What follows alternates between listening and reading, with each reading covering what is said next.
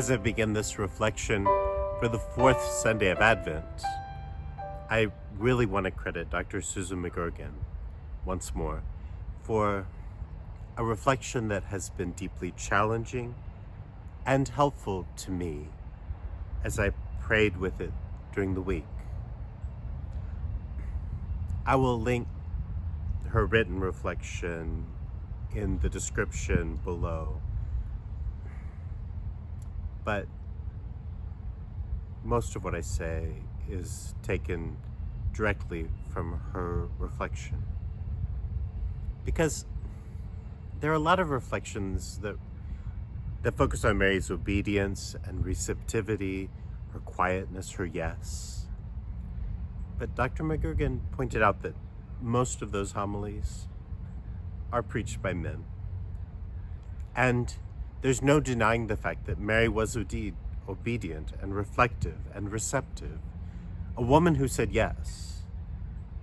But in our zeal to honor her, in our desire to set her apart from other women, the model of obedience and sanctity, do we run the risk of overlooking her raw courage, risk turning her bold faith into sentiment, risk deconstructing her authentic humanity, transforming it into something abstract and remote?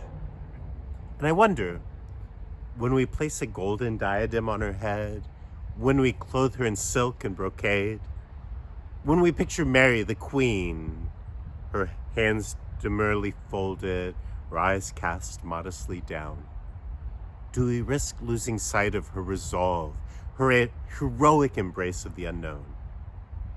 Maybe not. Maybe those beautiful accessories of royal power and privilege are appropriate. Maybe they lead us to a deeper devotion and faith. But I wonder if sometimes, especially during Advent and Christmas, we reduce her determination to docility. We freeze her vibrant womanhood in the static beauty of a Christmas card, suitable for framing or for tucking safely away in the pages of a family Bible. But what if this year, this week, we take the statue of Mary off the pedestal and stand beside her? What if this year we set aside her jeweled crown and take her hand, calloused from work, brown from the hot Mediterranean sun? Where would she lead us? What if this year we see her not as a medieval noble woman graciously receiving a heavenly messenger in a walled garden, but Mary, a little Jewish girl from the backwaters of Palestine, thrust, ready or not, into life's extraordinary story? A little more than a girl, Mary was asked to look beyond her fears, beyond her plans for a safe and traditional life, and freely accept hardship and ambiguity and the possibility of disgrace in order to embrace the most surprising and remarkable plan from God. An impossible messenger who brought an impossible message. This stunning, life-overturning, universe-exploding, heart-stopping, stomach-churning news that she would become the God-bearer, that she, Mary of Nazareth, would carry her own Savior within her and bear his light to the world. Her response to this impossible message is anything but docile, anything but silent, anything but meek.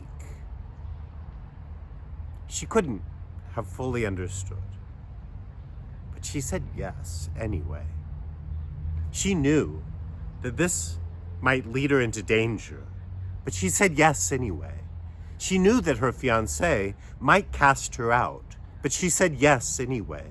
She knew that her plans for the future were smashed, transformed into something unpredictable, risky, glorious, wild. And she said yes anyway.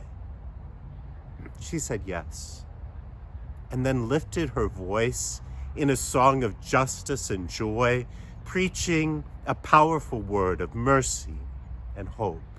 Mary preached a vision of her God that threw rulers from their thrones and scattered the proud and arrogant, who sent the wealthy away empty and alone. She preached of a God who stands with the oppressed, with the forgotten, with the hungry, with the poor. She preached of salvation and justice, boldly claiming the promises that God made to Abraham and his descendants, for her and for us.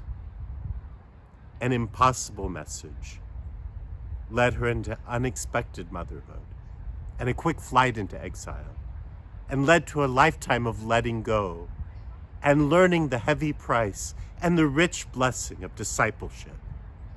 Her message eventually led her to the foot of the cross and into the fire of Pentecost. And she said yes to it all because she knew that nothing, no matter how impossible, was ever impossible for God.